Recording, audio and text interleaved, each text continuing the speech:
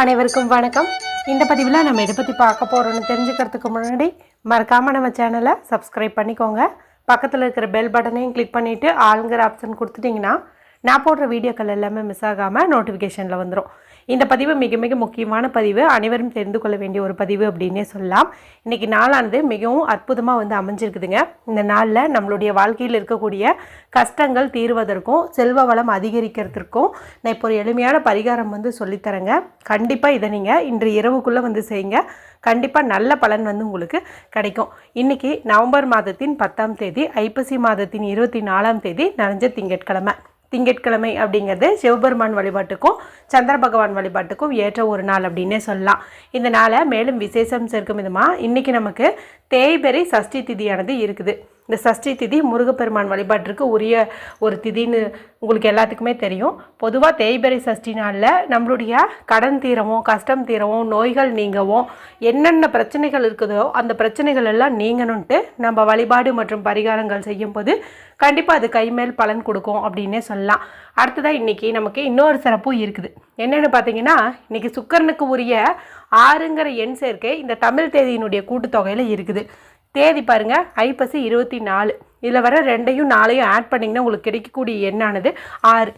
இந்த 6ங்கிற எண் சுக்கிரனுக்கு மட்டும் இல்லைங்க, முருகப்பெருமானுக்கும் உரியது. சஷ்டி திதியும் பார்த்தீங்கன்னா அமாவாசை மற்றும் பௌர்ணமி முடிந்து வரக்கூடிய 6வது திதி. அப்போது 6வது திதி இந்த 6ங்கிற எண் சேர்க்கையிலே வந்திருக்கிறது இன்னும் சிறப்பு அப்படின்னு சொல்லலாம். ஏற்கனவே நம்மளுடைய சேனலில் காலையில் ஒரு வீடியோ போட்டிருந்தேன். அதில் பார்த்திங்கன்னா தீராத கஷ்டத்தில் சிக்கி தவிக்கிறவங்க அந்த கஷ்டத்துலேருந்து ஈஸியாக மீண்டு வருவதற்கும் தங்களுடைய தலைவிதி மாறுவதற்கும் ஒரு எளிமையான பரிகாரம் கொடுத்து சொல்லியிருப்பேன். இது ஒரு குறிப்பிட்ட ஒரு வரியும் ஒரு கைப்பிடி ஒரு பொருளும் போதும்னு சொல்லியிருப்பேன். நீங்கள் இது வரைக்கும் பார்க்காம இருந்தீங்கன்னா எண்டு ஸ்க்ரீனில் லிங்க் கொடுக்குறேன், மறக்காமல் செக் பண்ணி பாருங்கள். அந்த ஒரு பரிகாரத்தை யார் செஞ்சாலும் தீராத பிரச்சனைகள் எப்பேற்பட்டதாக இருந்தாலும் தீரும் அப்படின்னே சொல்லலாம். அடுத்ததாக இன்னொரு விஷயம், நவம்பர் மாதத்திற்குண்டான அபிஜித் நட்சத்திரம் என்னைக்கு வருது என்பது குறித்து ஏற்கனவே நம்மளுடைய சேனலில் வீடியோ போட்டிருக்குறேங்க. இந்த முறை நமக்கு சஷ்டி திதியோடு சேர்ந்து வரதுனால ரொம்ப ரொம்ப சிறப்புன்னே சொல்லலாம். கையில் ஒரு பொருளை வச்சுட்டு வேண்டும் போது நம்ம கேட்டது எல்லாமே கிடைக்கும்னு சொல்லி மென்ஷன் பண்ணியிருப்பேன். அது என்ன பொருள்னு பார்த்து நீங்கள் வாங்கி வச்சுக்கணுங்கிறதுக்காக தான் முன்கூட்டியே வீடியோ போட்டேன். அந்த லிங்க்கையும் எண்டு ஸ்க்ரீனில் கொடுக்குறேன். பார்த்து இந்த பொருள் இல்லைன்னா வாங்கி வச்சுட்டு இந்த முறை பயன்படுத்துங்க. கண்டிப்பாக உங்களுடைய விருப்பங்கள் யாவும் நிறைவேறும். சரி, இப்போ இந்த பதிவை தொடர்ந்து பார்க்கலாம். இப்போ நான் சொல்லக்கூடிய பரிகாரத்தை செய்கிறதுக்கு எந்த ஒரு ரூல்ஸ் அண்ட் ரெஸ்ட்ரிக்ஷன்ஸும் கிடையாது. ஆண்கள் பெண்கள் யார் வேணுமானாலும் செய்யலாம். பெண்கள் பீரியட்ஸ் டைமில் தாராளமாக செய்யலாம். பிறப்பிற பற்றிட்டு இருந்தாலும் செய்யலாம். வீட்டில் அசைவம் செஞ்சுருந்தீங்க, சாப்பிட்ருந்தீங்க அப்படின்னாலும் தாராளமாக செய்யலாம். இந்த பதிவில் உங்களுக்கு நான் 2 விதமான பரிகாரங்கள் குறித்து சொல்ல போகிறேன். ஒன்று பார்த்திங்கன்னா நம்மளுடைய கஷ்டங்கள் தீர்வதற்கு, இன்னொன்று பார்த்திங்கன்னா பண வரவு அதிகரிக்கிறதுக்கு. 2யுமே நீங்கள் செஞ்சு பாருங்கள், கண்டிப்பாக நல்ல முன்னேற்றம் தெரியும். சரி, இதுக்கு தேவையான பொருள் என்ன அப்படின்னு பார்த்தலாம். முதல்ல நான் சொல்ல போகிற பரிகாரமானது பண கஷ்டம் நீங்குவதற்கு. இப்போ இதுக்கு நமக்கு தேவையானது அப்படின்னு பார்த்தீங்கன்னா சிகப்பு, நீலம் அல்லது பச்சை, இந்த 3 கலரில் ஏதாவது ஒரு கலரில் இங்க் வரக்கூடிய பேனா, ஸ்கெட்ச் பென்சில் மார்க்கர் தேவைப்படுது. அடுத்தது 2 ரூபாய் காசு ஒன்று எடுத்துக்கோங்க. ஏன்னா இன்றைக்கி சந்திரனுக்குரிய நாளாக இருக்குது, அவருக்குரிய எண்ணுன்னு பார்க்கும்போது 2, அதனால் நம்ம 2 ரூபாய் காசு எடுத்துக்கிறது இங்கே நம்மளுக்கு பர்ஃபெக்டாக மேட்சிங்காக இருக்கும். இப்போ பரிகாரத்துக்கு பயன்படுத்துறதுக்கு முன்னாடி சுத்தமான தண்ணியில் கழுவிட்டு ஒரு காட்டன் கிளாத் வச்சு நீங்கள் தொடச்சிக்கோங்க. இப்போ இந்த காசு, இந்த பேனா 2யும் எடுத்துகிட்டு வீட்டில் அமைதியான இடத்துல உட்காந்துக்கோங்க. யாருக்கிட்டையும் பேசாதீங்க, டிவி பார்க்காதீங்க, மொபைல் பார்க்காதீங்க. மனசை நல்லா ரிலாக்ஸ் பண்ணிக்கோங்க. நல்லா டீப் ப்ரீத் எடுத்துக்கோங்க. நார்த்து ஃபேஸிங், வடக்கு திசையை பார்த்த மாதிரி உட்காந்துக்கோங்க. இப்போ உங்களுடைய 2 உள்ளங்கையும் நல்லா தேய்ச்சி அதுலேருந்து வரக்கூடிய சூட்டை உச்சந்தலையிலையும் கண்கள்லையும் ஒத்தி எடுத்துக்கோங்க. அதன் பிறகு உங்களுடைய இடது கையில் இந்த கட்டை விரலுக்கு கீழே உள்ள பகுதி இருக்குது இல்லையா, இது சுக்கரமேட்டு பகுதி. இந்த சுக்கரமேட்டு பகுதியை நல்லா தேய்ச்சி விடுங்க. இப்போ இங்கே கொஞ்சம் வெதுவெதுப்பான சூடு பரவும். இந்த சமயத்தில் நீங்கள் எடுத்து வச்ச பேனாவால் இந்த இடத்துல ஒரு எனர்ஜி சர்க்கிள், அதாவது கேப் இல்லாத மாதிரி ஒரு வட்டம் போட்டுக்கோங்க. அந்த வட்டத்துக்குள்ளே நம்பர் 24 இடிங்க எழுதிக்கோங்க. இது சுக்கரனுக்கு உரியதுங்க. என்னுடைய கூட்டுத்தொகை சுக்கரனுக்கு உரியது. பொதுவாக இந்த 24ங்கிறது பார்த்திங்கன்னா ஒரு அதிர்ஷ்ட எண் அப்படின்னு சொல்லலாம். இதை பயன்படுத்தி என்ன கேட்டாலும் கண்டிப்பாக கிடைக்கும்னு சொல்லுவாங்க. அதனால் இந்த 24ங்கிற நம்பரை நீங்கள் எழுதிக்கோங்க. கீழே உங்களுக்கு என்ன வேணுமோ அதை நீங்கள் மென்ஷன் பண்ணுங்கள்.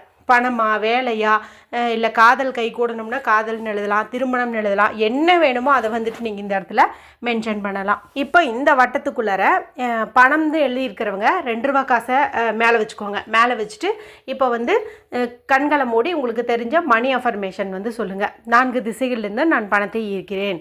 தினந்தோறும் என்னை தேடி பணம் வருகின்றது. 24 மணி நேரமும் என்னை தேடி பணம் வருகின்றது. அல்ல குறையாமல் பணம் தேடி வருகின்றது. என் வீட்டில் தேவைக்கும் அதிகமாகவே பணம் சேர்கின்றது. இந்த மாதிரி வந்து சொல்லுங்கள். இல்லைன்னா இந்த பவர்ஃபுல்லான ஸ்விட்ச் வேர்டை வந்து சொல்லுங்கள். அது என்ன அப்படின்னு பார்த்தீங்கன்னா, find count, find count, find count. இந்த ஃபைண்டுங்கிறதாகட்டும் கவுண்ட்டுங்கிறதாகட்டும் ரெண்டுமே பவர்ஃபுல்லான ஸ்விட்ச் வேர்டு. இங்கே நீங்கள் ரெண்டையும் சேர்த்து சொல்லும்போது இன்னும் உங்களுக்கு நல்ல பலன் வந்து கொடுக்கும். எத்தனை முறை சொல்லணும் அப்படின்னா எண்ணிக்கை கணக்கெல்லாம் கிடையாது. உங்களுக்கு எத்தனை முறை முடியுமோ அத்தனை முறை வந்து சொல்லுங்கள். அதன் பிறகு கண்களை மூடி உங்களுக்கு தேவையான பணம் கிடைக்கிற மாதிரி இமேஜினேஷன் பண்ணுங்கள். அதன் பிறகு இந்த காசை நீங்கள் எடுத்து உங்களுடைய பர்ஸில், பீரோவில், பணம் வைக்கக்கூடிய இடத்துல வச்சுக்கலாம். இப்போது நான் பணம்னு மென்ஷன் பண்ணல, வேலைன்னு எழுதியிருக்கிறேன், அல்லது திருமணம்னு எழுதியிருக்கேன், காதல்னு எழுதியிருக்கேன் அப்படிங்கிறவங்க என்ன பண்ணீங்க அப்படின்னா, ஜஸ்ட்டு அந்த காசெல்லாம் யூஸ் பண்ண வேண்டாம். கண்ணை மூடி நீங்கள் வந்து அது நடந்துட்ட மாதிரி வாய் விட்டு சொல்லுங்கள். இல்லை மனசுக்குள்ளே வந்துட்டு இமேஜினேஷன் பண்ணுங்கள். உங்களுக்கு பிடிச்ச பொண்ணோட வந்து உங்களுக்கு கல்யாணம் ஆகிடுச்சு, நல்ல வேலை வந்து கிடச்சிருச்சு, உங்களுடைய காதல் விஷயம் வீட்டில் தெரிஞ்சு பெரியவங்கெல்லாம் வந்து கல்யாணத்துக்கு ஒத்துக்கிட்டாங்க. இந்த மாதிரி வந்துட்டு நீங்கள் இமேஜின் பண்ணுங்கள். மொத்தத்தில் அந்த வட்டத்தில் பணம்னு எழுதினவங்க 2 ரூபா காசை பயன்படுத்துறது அவசியம். வேறு ஏதாவது எழுதியிருக்கிறவங்க அந்த கோரிக்கை நடந்து முடிச்சிட்ட மாதிரி வாய் விட்டோ அல்லது மனசுக்குள்ளே சொல்கிறது போதும். சரிங்களா? இது வந்து முதல் பரிகாரம். இது வந்து நமக்கு பணவரவையும் நினச்ச காரியத்தையும் நடத்தி தரும். அடுத்தது நம்மளுடைய கஷ்டங்கள் போக்கக்கூடிய பரிகாரம். பொதுவாக தேய்பிறை சஷ்டி நாளில் நம்ம வந்து கர்மவினை நீங்குவதற்காக ஒரு சில விஷயங்கள் செய்யும்போது கண்டிப்பாக அது வந்து நம்ம விட்டு நீங்குன்னே சொல்லலாம். தேய்பிறை சஷ்டின்ட்டு கிடையாது, தேய்பிறையில் வரக்கூடிய எந்த திதியிலையுமே நான் இப்போ சொல்கிற பரிகாரத்தை செய்கிறது உங்களுக்கு சிறந்த பலனை தரும். இன்றைக்கி திங்கட்கிழமை நாளாக இருக்கிறதுனால இப்போ நான் சொல்கிற பரிகாரம் உங்களுக்கு 100% வந்து ஒர்க் அவுட் ஆகும். இதுக்கு நம்ம என்ன பண்ணணும் அப்படின்னா, ஒரு கைப்பிடி அளவுக்கு அரிசி வந்து எடுத்துக்கோங்க. பச்சை அரிசியோ, ரேஷன் அரிசியோ, இட்லி அரிசியோ எதுவாக இருந்தாலும் சரி, அது ஒரு கைப்பிடி அளவுக்கு எடுத்துக்கோங்க. வலது கையால் எடுங்க, நல்லா அழுத்தம் கொடுத்து பிடிச்சிக்கோங்க. இது கூட ஒரு சிறு துண்டு வெல்லம் அல்லது நாட்டு சக்கரை ஏதோ ஒன்று எடுத்துக்கோங்க. ஏதாவது ஒரு இனிப்பு பொருள். சரிங்களா? ரெண்டையும் வந்து ஒன்று சேர்த்துக்கோங்க. ஒன்று சேர்த்திட்டு இப்போ உங்களுடைய வலது கையை உங்களுடைய நெஞ்சுக்கு நேராக கொண்டு போயிட்டு மனசார முருகப்பெருமானை வந்து வேண்டிக்கோங்க. என் வாழ்க்கையில் நான் ஏதாவது தெரிஞ்சும் தெரியாமல் தவறு பண்ணியிருந்தாலும், என்னுடைய முற்பிறவி கர்மவினை பயன்களை நான் இப்போ அனுபவிச்சுட்டு இருந்தாலும், நான் இப்போ செய்யக்கூடிய இந்த தானமானது எனக்கு பலன் கொடுக்கணும், என்னை இந்த கஷ்டத்துலேருந்து மீட்டெடுக்கணும் அப்படின்னு மனசார வந்து நீங்கள் வேண்டிக்கோங்க. வேண்டிக்கிட்டு இப்போ இதை நீங்கள் எடுத்துகிட்டு போயிட்டு உங்கள் வீட்டுக்கு வெளியில் நிலைவாசல் படிக்கிட்டையும் வந்து தூவி விடலாம், கேட்டுக்கிட்டையும் தூவி விடலாம், அல்லது வீட்டுக்கு வெளியில் மரம் செடி கொடி இருக்குதுன்னா அங்கே வந்துட்டு நீங்கள் போட்டலாம். சந்திரனுக்குரிய நாளில் அவருக்கு உரிய பொருளான இந்த அரிசியை நம்ம தானம் கொடுக்கறதே வந்து சிறப்பு. அது மட்டும் இல்லாமல் இது பார்த்திங்கன்னா நமக்கு தேய்பிறை சஷ்டியாகவும் இருக்குது. அதனால் நம்ம இப்படி போடுறது நல்லது. இப்போ நீங்கள் சர்க்கரை சேர்த்து போட்டிங்க அப்படிங்கும்போது எறும்பு வந்து சீக்கிரமாக அது ஈர்க்கும். அதனுடைய டேஸ்ட்டு, அதனுடைய சுவை உணர்ந்து அது சீக்கிரமாக வரும். சர்க்கரை இல்லை அப்படிங்கிறவங்க வெறும் அரிசியாவது நீங்கள் இந்த மாதிரி வந்துட்டு தானம் பண்ணுங்கள். இப்போ நான் சொல்லியிருக்கிற 2 பரிகாரமே அற்புதமாக உங்கள் வாழ்க்கையை வந்து மாற்ற போது அவசியம் செஞ்சு பலனடையுங்க. வீடியோ பிடிச்சிருந்தால் மற்றவங்களையும் ஷேர் பண்ணுங்கள், லைக் பண்ணுங்கள். மற்றும் ஒரு பயனுள்ள பதிவில் உங்களை சந்திக்கிறேன். நன்றி, வணக்கம்.